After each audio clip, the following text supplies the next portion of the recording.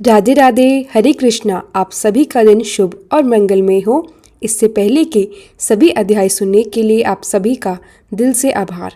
आज आप सुनेंगे मार्गशीर्ष मास का छठा अध्याय। आज मार्गशीर्ष मास के कृष्ण पक्ष की षष्ठी तिथि है। आज मार्गशीर्ष मास का छठा दिन है। इस पूरे महीने का हर गुरुवार माँ महालक्ष्मी की पूजा का विशेष विधान माना गया है। जो भक्त सच्चे मन से इस दिन माँ लक्ष्मी जी की पूजा और व्रत करते हैं, उनके घर में धन समृद्धि और शांति बनी रहती है। तो प्रिय श्रोतागण, आज के अध्याय आरंभ करने से पहले आपको सुनाते हैं माँ लक्ष्मी जी के गुरुवार व्रत की पौराणिक कथा। प्राचीन समय में सौराष्ट्र नामक नगर में भद्रशवा नाम के एक राजा राज्य करते थे। उनकी पत्नी का नाम था सूरत चंद्रिका। रानी रूप में अत्यंत सुंदर, स्वभाव में सुलक्षणा, पतिव्रता और सरल हृदय थी। उनके 7 पुत्र और एक कन्या हुई, जिनका नाम रखा गया श्याम बाला। एक दिन देवी माँ लक्ष्मी ने विचार किया, मैं इस राजा के घर निवास करूं। यदि मैं यहाँ रहूंगी तो राजा और भी धनवान हो जाएगा और अपनी प्रजा का अधिक कल्याण कर सकेगा। और यदि यही धन किसी स्वार्थी के हाथ में होता तो वह केवल अपने लिए ही खर्च करता। यही सोचकर महालक्ष्मी जी ने एक वृद्ध ब्राह्मणी का रूप धारण किया। हाथ में लाठी, बाल सफेद, शरीर दुबला, लेकिन माँ के मुख पर दिव्य तेज था। राजमहल के द्वार पर दासी ने उनसे प्रश्न किया। वृद्धा बोली, बालिका, मेरा नाम कमला है। मेरे पति का नाम है भुवनेश। हम द्वारका में रहते हैं। फिर उन्होंने एक गुप्त सत्य बताया। तुम्हारी रानी पिछले जन्म में एक गरीब वैश्य की पत्नी थी। घर में प्रतिदिन झगड़े होते रहते थे। पति उसे बहुत पीटता था। तब वह दुखी होकर घर छोड़कर चली गई। मैंने उसकी दशा देखकर उसे महालक्ष्मी व्रत की कथा और विधि बताई। उसने यह व्रत किया, लक्ष्मी प्रसन्न हुई और उसका जीवन भी बदल गया। उसी पुण्य के कारण आज जन्म राजमहल में हुआ है, परंतु अब वह व्रत भूल गई है। इसे याद दिलाने मैं स्वयं आई हूँ। दासी ने यह सब सुनकर वृद्धा को प्रणाम किया और रानी को जाकर सारी बातें बताई। लेकिन रानी राज वैभव में डूब चुकी थी। उसे अहंकार था। उसने वृद्धा का अपमान कर दिया, बिना पहचाने कि वही स्वयं लक्ष्मी जी थी। अपमान देखकर लक्ष्मी जी वहां से चले गई। रास्ते में उन्हें राजकुमारी श्यामबाला मिली। लक्ष्मी जी ने उसे सारा प्रसंग बताया। श्यामबाला ने माता से क्षमा मांगी, विनती की, प्रेम और श्रद्धा से झुकी। माँ पिघल गई। उस दिन मार्गशीर्ष मास का पहला गुरुवार था। श्यामबाला ने पूर्ण श्रद्धा से महालक्ष्मी जी का व्रत किया। फलस्वरूप उसका विवाह राजा सिद्धेश्वर के पुत्र मालाधार से हुआ। वह धन, सुख, वैभव और प्रेम से संपन्न होकर सुखपूर्वक अपने ससुराल में रहने लगी। इधर लक्ष्मी जी के प्रकोप से रानी सूरत चंद्रिका और राजा का राज्य धीरे धीरे नष्ट हो गया। धन समाप्त, अन्न समाप्त, अवस्था दयनीय हो गई। तब रानी बोली, हम अपनी पुत्री के पास चलें। राजा तैयार हुए और ससुराल पहुँचे। श्यामबाला के यहाँ माँ लक्ष्मी का व्रत चल रहा था। पुत्री ने माँ को भी यह व्रत करवाया। व्रत के प्रभाव से राजा रानी को पुनः धन, राज्य और सुख की प्राप्ति हुई। फिर उन्होंने समझा, लक्ष्मी की कृपा बनी रहे तो व्रत और भक्ति कभी नहीं छोड़नी चाहिए। श्रद्धा के साथ आज की दूसरी कथा सुनिए। यह कथा भी मार्गशीर्ष मास के गुरुवार से संबंधित है और इसका फल अनंत है। प्राचीन काल में एक नगर में एक साहूकार अपनी धर्म पत्नी के साथ रहता था। घर में धन की कोई कमी नहीं थी, परंतु दुर्भाग्य से उनके पास कोई संतान नहीं थी। धन था पर मन खाली था। संसार कहने को बड़ा था पर अपनापन नहीं था। एक दिन साहूकार की पत्नी नदी पर स्नान करने गई। वह बहुत दुखी थी। रोती हुई बोली, हे माँ लक्ष्मी, यदि आप वास्तव में भक्तों की सुनती हैं तो मुझे भी अपनी कृपा दीजिए। उस समय वहाँ एक वृद्धा स्त्री आई। वही महालक्ष्मी जी का रूप थी।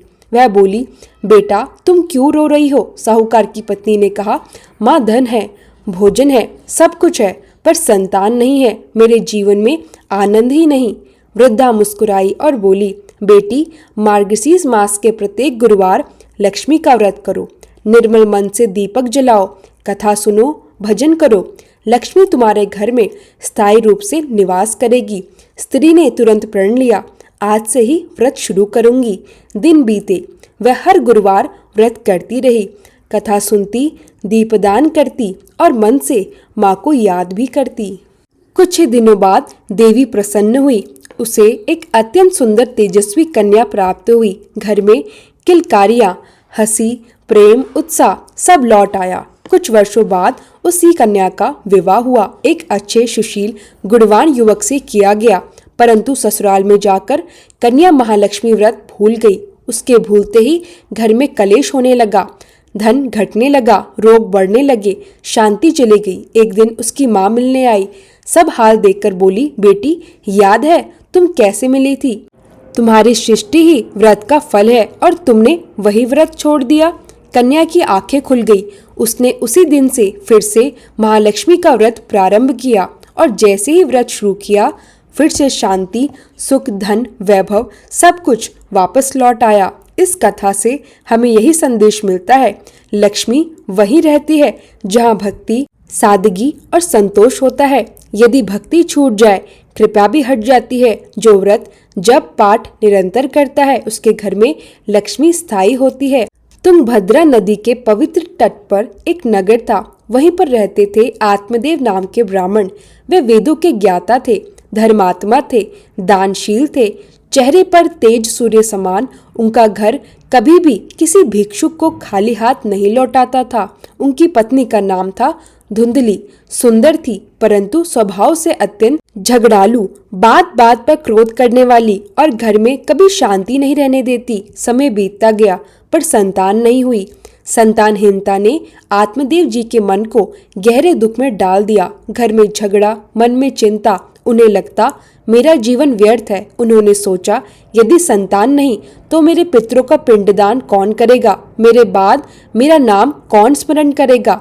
यह विचार उन्हें इतना दुखी कर गया कि एक दिन उन्होंने निर्णय लिया, मैं वन में जाकर प्राण त्याग दूं। वह घर छोड़कर चल दिए।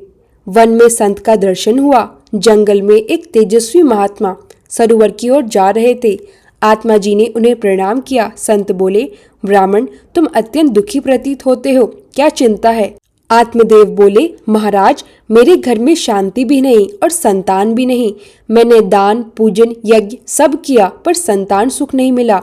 अब मैं जीवन से निराश हूँ, इसलिए जंगल में प्राण त्यागने आया हूँ। संत ने अपनी दिव्य दृष्टि से देखा। वह बोले, आत्मदेव 7 जन्मों तक तुम्हारे भाग्य में संतान का योग नहीं है, इच्छा त्याग दो, भगवान का भजन करो। लेकिन आत्मदेव ने कहा, महाराज आप चाहे कुछ भी कहें, मुझे संतान चाहिए ही चाहिए। यदि संतान नहीं मिली तो मैं इसी क्षण प्राण त्याग दूंगा। संत ने आत्मदेव का आग्रह देखकर आश्चर्य किया, पर करुणा से कहा, भाग्य को बदला नहीं जा सकता, परंतु तुम्हारी सच्ची प्रार्थना देखकर मैं योग बल से यह फल देता हूँ। यह फल अपनी पत्नी को खिला देना, इससे एक ज्ञानी तेजस्वी पुत्र का जन्म होगा।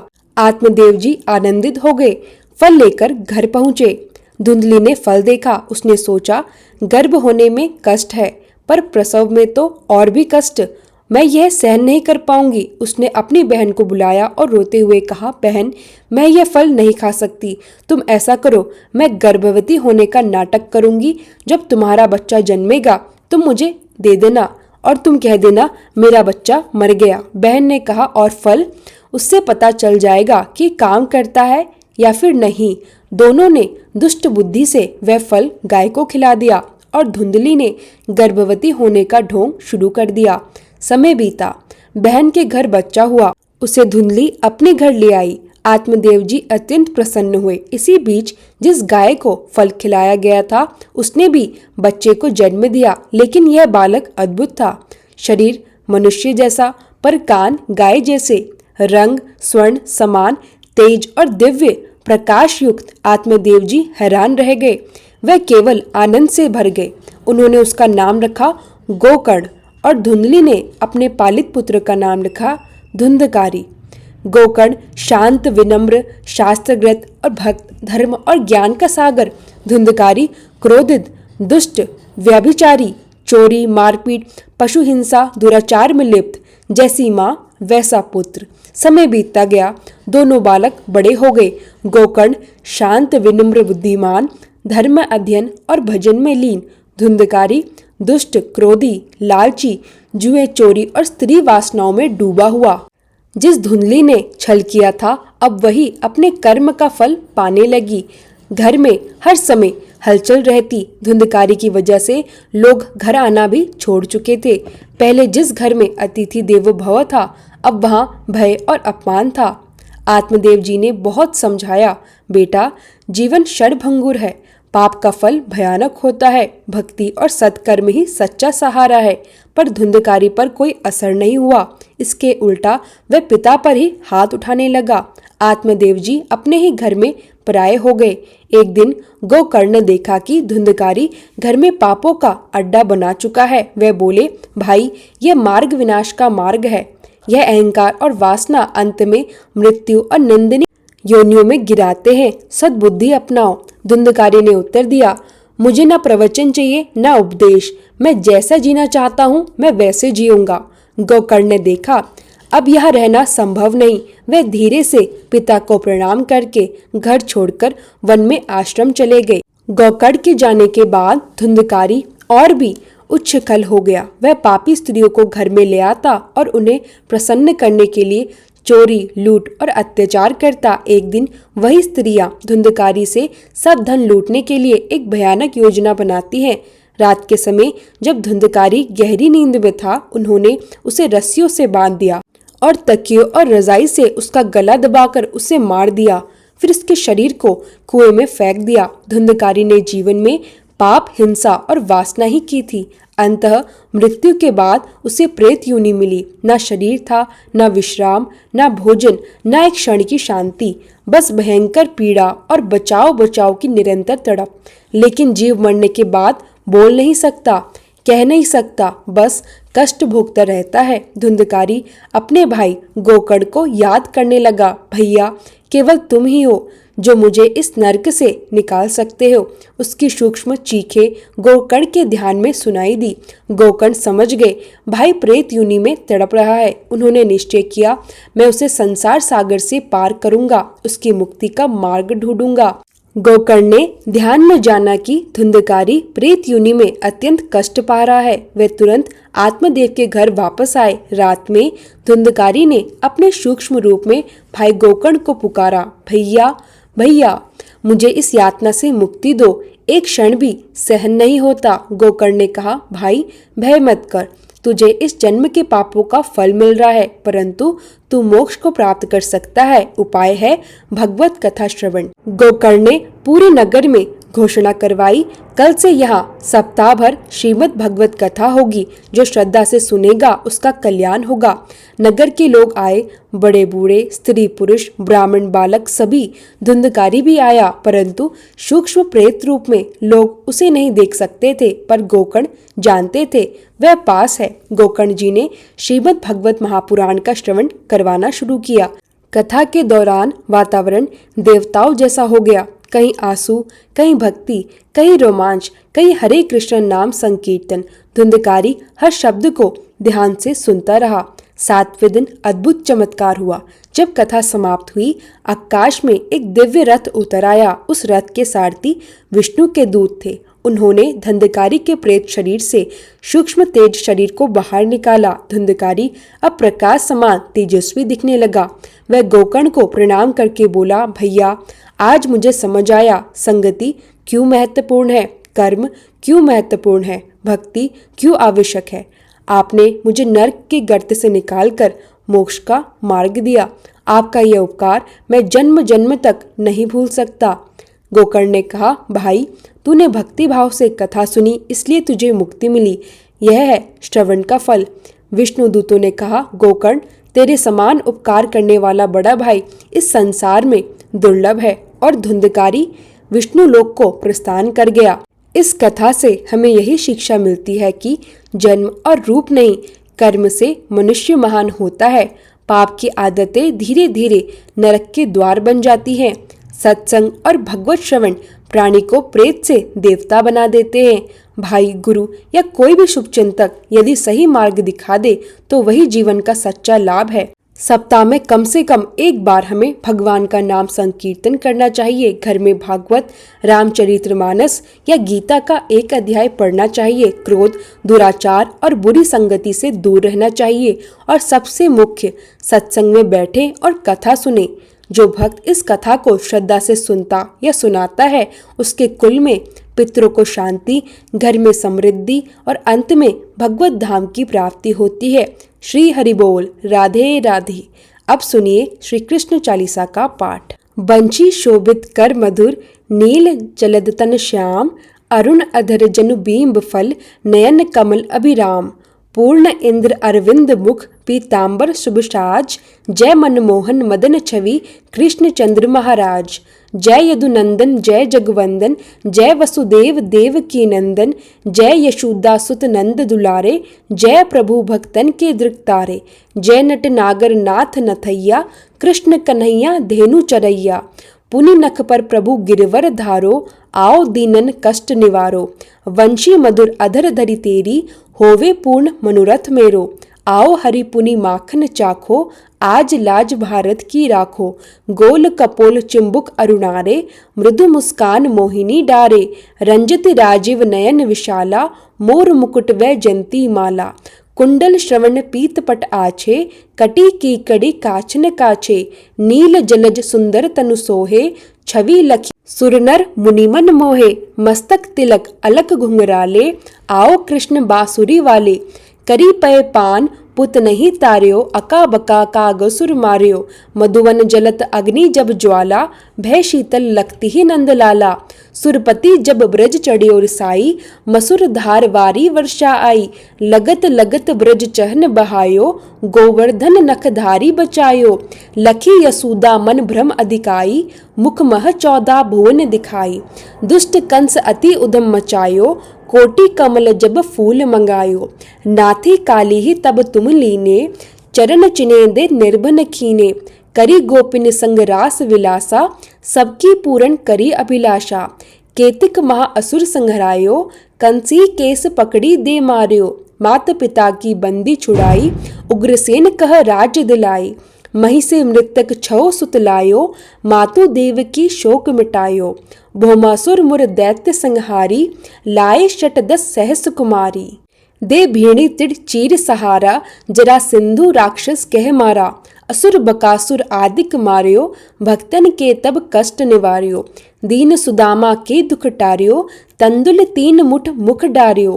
प्रेम के साग विदुर घर मांगे, दुर्योधन के मेवा त्यागे।